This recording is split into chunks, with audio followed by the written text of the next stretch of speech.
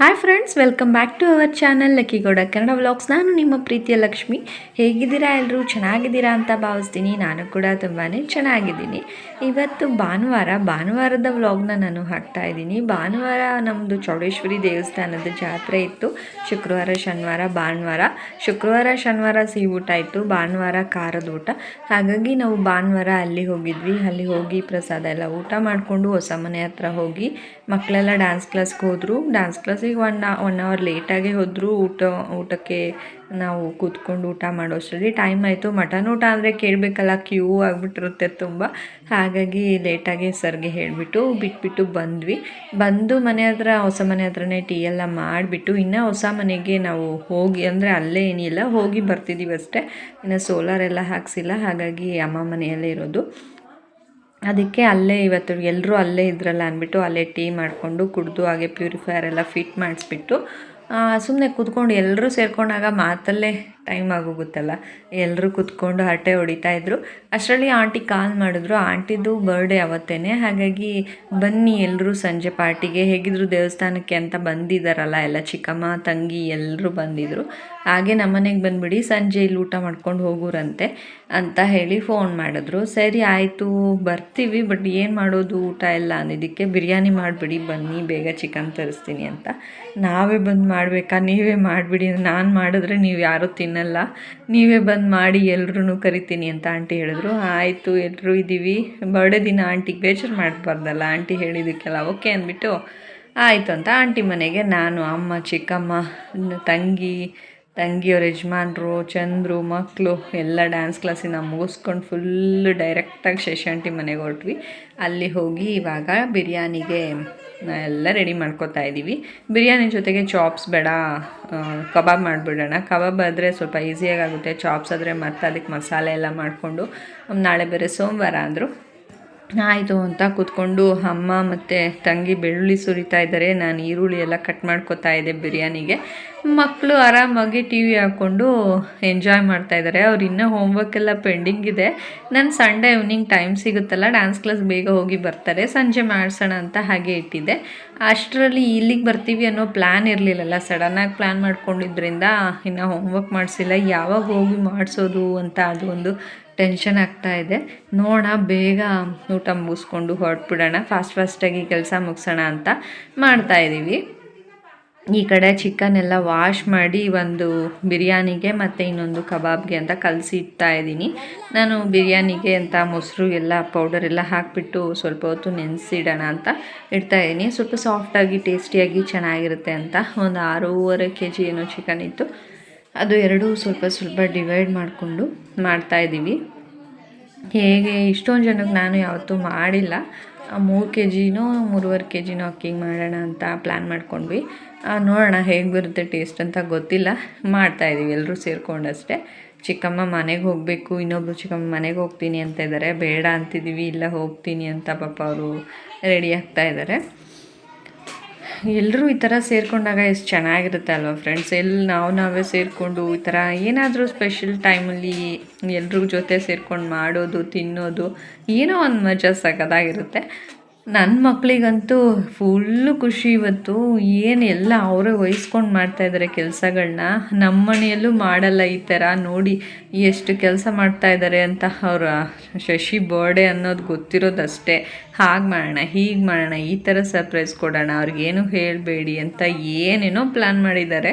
ಸರಿ ಆಯ್ತಪ್ಪ, ನಿಮ್ಮ ಖುಷಿನೇ ನಮಗೂ ಖುಷಿ ಅಂತ ಹೇಳ್ಬಿಟ್ಟು ಸುಮ್ಮನೆ ಇದ್ವಿ. ಫಸ್ಟ್ ಅಡುಗೆ ಕೆಲಸ ಎಲ್ಲ ಮುಗಿಸ್ಬಿಡ್ತೀವಿ, ಆಮೇಲೆ ಸರ್ಪ್ರೈಸ್ ಪ್ಲ್ಯಾನ್ ಮಾಡೋಣ ಅಂದ್ಬಿಟ್ಟು ಇವಾಗ ಚಿಕನ್ ಎಲ್ಲ ಕಲಸಿ ಇಡ್ತಾಯಿದ್ದೀನಿ.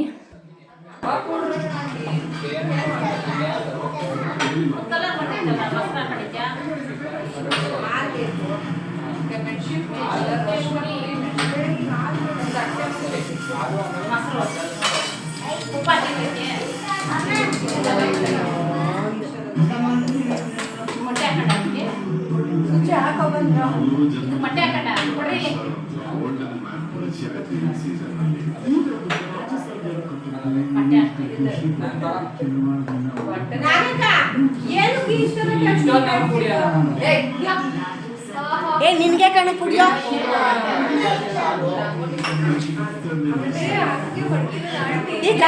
ಜಾಗ ಬಿಡ್ರಿ ಬೇಡ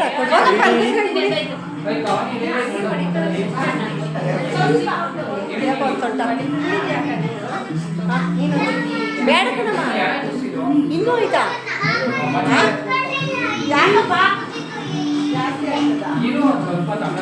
ಯಾರಿಗೂ ಬ್ಯಾಡ್ರಿ ಅಂದ್ರೆ ಕೊಡು ಚುಚ್ಚಿ ಕುಡಿತೀಯಮ್ಮ ಒಂಚೂರು ಟೀ ಕುಡಿತೀಯಪ್ಪ ಕೊಡಮ್ಮ ಚುಚ್ಚಿ ಅಲ್ಲ ಕೇಳ್ತಾ ಕೊಡು ಅತ್ತಾಗ ಹೋಗಿ ಬಗ್ಸು ಸುಸಿಲಕ್ಕಂತ ತಲೆ ಐತೆ ಅಯ್ಯೋ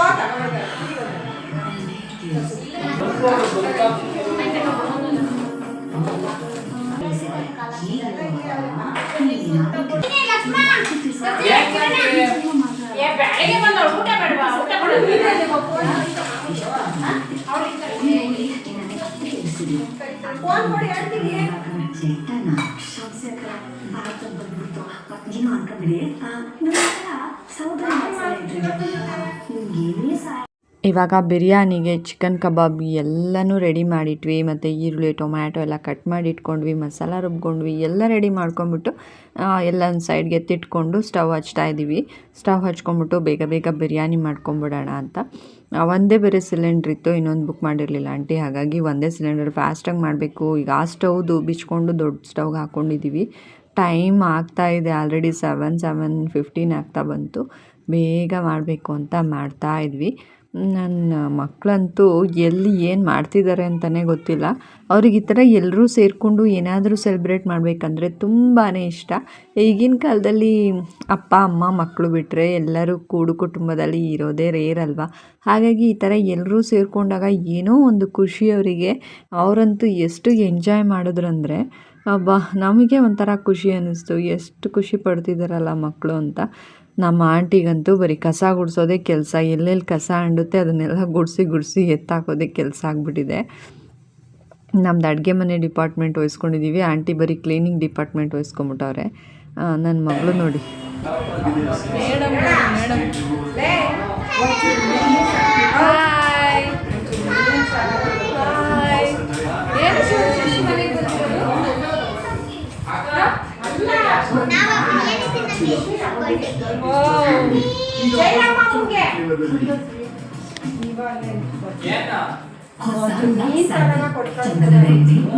ಇವಾಗ ಬಿರಿಯಾನಿಗಂತೂ ಫಾಸ್ಟಾಗಿ ತಪ್ಪಲೆ ಇಟ್ಟು ಈರುಳ್ಳಿ ಎಲ್ಲ ಒಗ್ಗರಣೆಗೆ ಹಾಕಿ ಫ್ರೈ ಮಾಡ್ಕೋತಾ ಇದ್ದೀವಿ.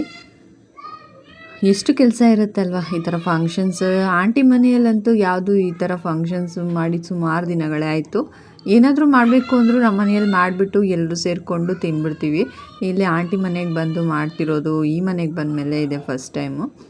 ಅದು ನಾನು ಬೆಂಗಳೂರಿಂದ ಬಂದಮೇಲಂತೂ ಕೇಳಬೇಕಾ, ಆಂಟಿ ಅದೇ ಹೇಳ್ತಾಯಿದ್ರು, ನೀನು ಬಂದಿದ್ದಕ್ಕೆ ಫುಲ್ ಖುಷಿ ಇವಾಗ, ಅದಕ್ಕೆ ನಾನು ಫಸ್ಟ್ ಇಷ್ಟೊಂದು ಖುಷಿಯಾಗಿರೋದು ನನ್ನ ಬರ್ಡೇ ದಿನ ಅಂತ. ಅದಕ್ಕೆ ಅವ್ರ ಖುಷಿ ನಾವು ಯಾಕೆ ಬೇಡ ಅನ್ಬೇಕು, ಅವ್ರು ಖುಷಿಯಾಗಿರಲಿ, ಹೀಗೆ ಖುಷಿಯಾಗಿರಬೇಕು ಅನ್ನೋದೇ ಆಸೆ ಅಲ್ವಾ. ಎಲ್ಲರೂ ಕೂಡ ಖುಷಿಯಾಗಿದ್ರೇ ಚೆನ್ನಾಗಿರುತ್ತೆ. ಸುಮ್ಮನೆ ಬೇಜಾರು ಮಾಡ್ಕೊಳ್ಳೋದು ಯಾಕೆ, ಇರೋದು 3 ದಿನ ಎಲ್ಲರೂ ಖುಷಿಯಾಗಿ ನಗ್ನಗ್ತಾ ಎಲ್ಲರ ಜೊತೆ ಚೆನ್ನಾಗಿರಬೇಕು. ಏನೋ ಒಂದು ಮಾತು ಬರುತ್ತೆ ಹೋಗುತ್ತೆ, ಅವೆಲ್ಲ ತಲೆ ಕೆಡಿಸ್ಕೋಬಾರ್ದು. ಈ ಕಡೆಯಿಂದ ಕೇಳಿ ಈ ಕಡೆಯಿಂದ ಬಿಡ್ತಾ ಇರಬೇಕು, ಎಲ್ಲರ ಜೊತೆ ಚೆನ್ನಾಗಿರಬೇಕು. ನನ್ನ ಪಾಲಿಸಿ ಅಂತೂ ಹೀಗೇ. ಆದರೆ ನಮ್ಮ ಆಂಟಿ ಸ್ವಲ್ಪ ಬೇಜಾರು ಮಾಡ್ಕೋತಾ ಇರ್ತಾರೆ ಎಲ್ಲದಕ್ಕೂ ಶಿಷ್ಟಕ್ಕೂ. ಅದನ್ನೇ ನಾನು ಯಾವಾಗಲೂ ಬೈತಾ ಇರ್ತೀನಿ, ಆ ಥರ ಮಾಡ್ಕೋಬೇಡ ಮಮ್ಮಿ, ಆರಾಮಾಗಿರಬೇಕು, ಯಾರೇನಾದರೂ ಅಲ್ಲಿ ತಲೆಯನ್ನೇ ಕೆಡಿಸ್ಕೋಬಾರ್ದು ಅಂತ. ಆದರೆ ನಮ್ಮ ಮಮ್ಮಿ ಹಾಗಲ್ಲ, ಏನಾದರೂ ಒಂದು ಸ್ವಲ್ಪ ಅವ್ರ ಕಿವಿಗೆ ಬಿತ್ತು ಅಂದರೆ ಆಲ್ರೆಡಿ ಹತ್ಕೊಂಡು ಕೂತರು ಅಂತಲೇ ಕೆಲಸ. ನಾನು ಅದು ಎಷ್ಟು ಸಲ ಹೇಳಿದ್ದೀನೋ ಗೊತ್ತಿಲ್ಲ. ಸದ್ಯ ಇವತ್ತಾದರೂ ಬರ್ಡೇ ದಿನ ಸ್ವಲ್ಪ ಖುಷಿಯಾಗಿರಲಿ ಅನ್ನೋದು ನಮ್ಮ ಆಸೆ. ಅವರಿಗೋಸ್ಕರ ಇಷ್ಟೆಲ್ಲ ಪ್ರಿಪ್ರೇಷನ್ನು. ನನ್ನ ಮಕ್ಳದ್ದು ಏನು ಪ್ಲ್ಯಾನ್ ಅಂದರೆ ಬರ್ಡೇಗೆ ಫುಲ್ಲು ಕತ್ಲು ಮಾಡಬೇಕು, ಮನೆಯೆಲ್ಲ ಡೆಕೋರೇಟ್ ಮಾಡಬೇಕು, ಕೇಕೆಲ್ಲ ಇಟ್ಬಿಟ್ಟು ಡೆಕೋರೇಟ್ ಮಾಡಿ ಆಮೇಲೆ ಶಶಿ ರೆಡಿ ಮಾಡಿ ರೂಮಿಂದ ಕಣ್ಮುಚ್ಕೊಂಡು ಕರ್ಕೊಂಬಂದು ಕೇಕ್ ಹತ್ರ ನಿಲ್ಲಿಸಿ ಆಮೇಲೆ ಲೈಟ್ಸ್ ಎಲ್ಲ ಆನ್ ಮಾಡಬೇಕಂತೆ. ಇದೆಲ್ಲ ಐಡಿಯಾ ಬಂದು ನನ್ನ ಮಕ್ಳದು. ಕೇಕು ಕೂಡ ಸಸ್ಪೆನ್ಸ್ ಆಗಿ ನಾವೇ ಬುಕ್ ಮಾಡಿ ಬಂದಿದ್ದು. ಆಂಟಿಗೆ ಯಾರಿಗೂ ಗೊತ್ತಿಲ್ಲ, ನಮಗೆ ಮಾತ್ರ ಗೊತ್ತು ಕೇಕೆಲ್ಲ ಬುಕ್ ಮಾಡಿರೋದು. ಆಂಟಿಗೆ ಸುಮ್ಮನೆ ರೇಗಿಸ್ತಾ ಇದ್ವಿ, ಕೇಕ್ ಕಟ್ ಮಾಡಲ್ವಾ ಅಂತ. ಅದೆಲ್ಲ ಏನು ಬೇಡ, ಸುಮ್ಮನೆ ಊಟ ಮಾಡೋದು, ಸುಮ್ಮನಿರೋದು ಅಷ್ಟೇ ಸಾಕು, ಕೇಕ್ ಎಲ್ಲ ಹಾಕಬೇಕು ಅಂತ ಇದ್ದರು. ನಾವು ಸುಮ್ಮನೆ ಇದ್ವಿ. ಆಮೇಲೆ ಚಂದ್ರು ಮತ್ತು ಸುಚಿ ಹೋಗಿ ಕೇಕ್ ಇಸ್ಕೊಂಡ್ಬಂದು ಈ ಥರ ಸಿಂಪಲ್ಲಾಗಿ ಡೆಕೋರೇಟ್ ಮಾಡಿದ್ವಿ.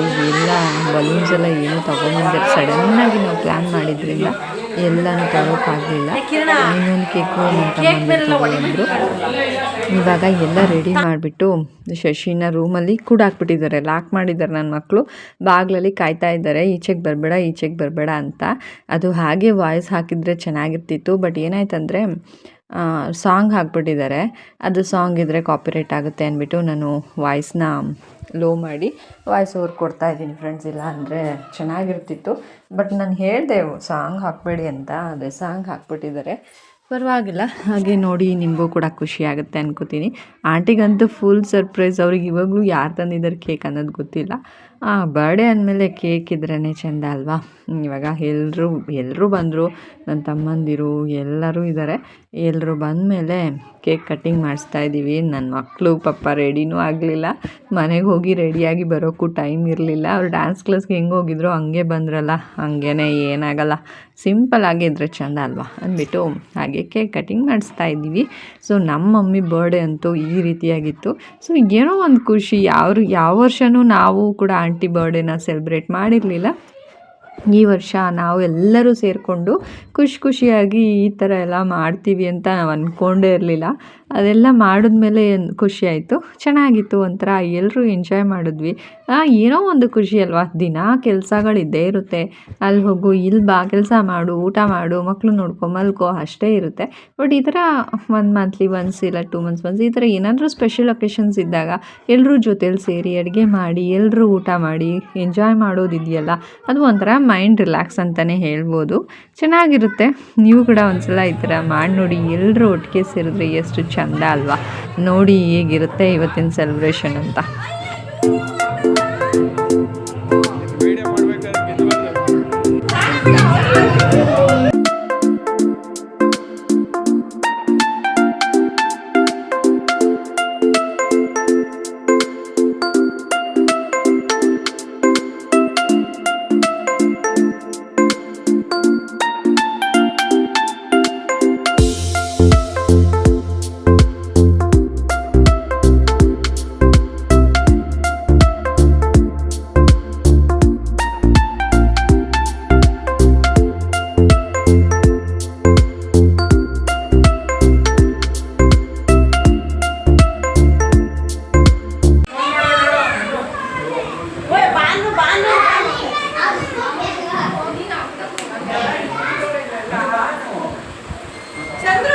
ಕೇಕ್ ತಗೊಂಡು ಮಕ್ಕಳು ಕೂಡ ಓಯ್ ನೀತು ಫೋಟೋ ತೆಗಿ ಬಾಲ ಲೇ ನೀತು ಹಾಯ್ ಫೋಟೋ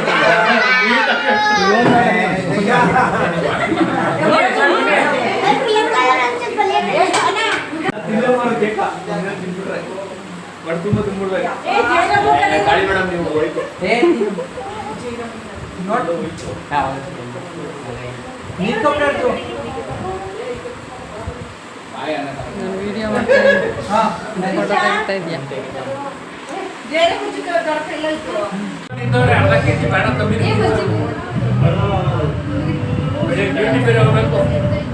ರಜಾ ಹಾಕ್ಸನ್ ಬಿಡುಕಂತ ಹಾಕ್ಸನ ನೀವು ತಿಂದ್ರಮ್ಮ.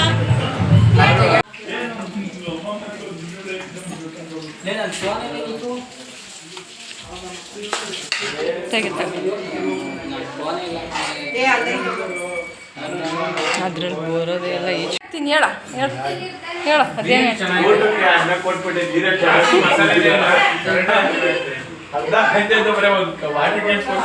ಬರೀ ಎಲೆ ಬಿಟ್ಟಿಲ್ವಲ್ಲ ಸದ್ಯ ತಿನ್ನು. ಇವತ್ತಿನ ವಿಡಿಯೋ ಇಷ್ಟ ಆಗಿದ್ರೆ ಲೈಕ್ ಆ್ಯಂಡ್ ಕಮೆಂಟ್ ಮಾಡಿ ಫ್ರೆಂಡ್ಸ್. ಸಬ್ಸ್ಕ್ರೈಬ್ ಮಾಡ್ಕೊಳ್ದೆ ನೋಡ್ತಾ ಇರೋರು ಸಬ್ಸ್ಕ್ರೈಬ್ ಮಾಡಿಕೊಂಡು ನನಗೂ ಕೂಡ ಸಪೋರ್ಟ್ ಮಾಡ್ತೀರಾ ಅಂತ ನಂಬಿದ್ದೀನಿ. ಸೊ ಇವತ್ತಿನ ವ್ಲಾಗ್ನ ಇಲ್ಲಿಗೆ ಎಂಡ್ ಮಾಡ್ತಾ ಇದ್ದೀನಿ. ನೆಕ್ಸ್ಟ್ ಒಂದು ಒಳ್ಳೆ ವ್ಲಾಗ್ ಜೊತೆ ಸಿಗ್ತೀನಿ. Bye, love you all, take care friends.